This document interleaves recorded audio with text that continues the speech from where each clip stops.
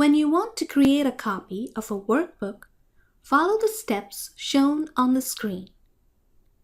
As you can see, I have the workbook Sales opened. I will follow the steps shown on the screen to create a copy of this workbook. So, I start by clicking the File menu.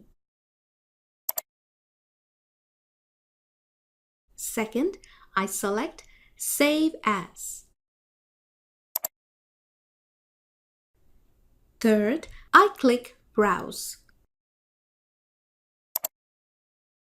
As you can see, the window Save As is open. Fourth, I select the same folder where I saved the sales workbook. Fifth, in the File Name box, I type in the workbook name.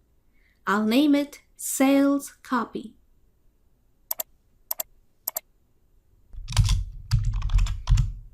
Finally, I click the button Save.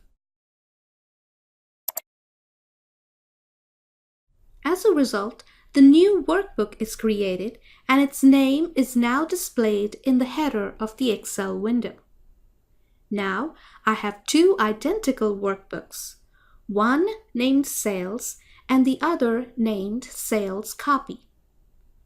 The option Save As is very useful when we want to create a copy of an existing file to make corrections or changes and still keep the original file intact. In this case, I use the workbook Sales as a template to create Sales Copy.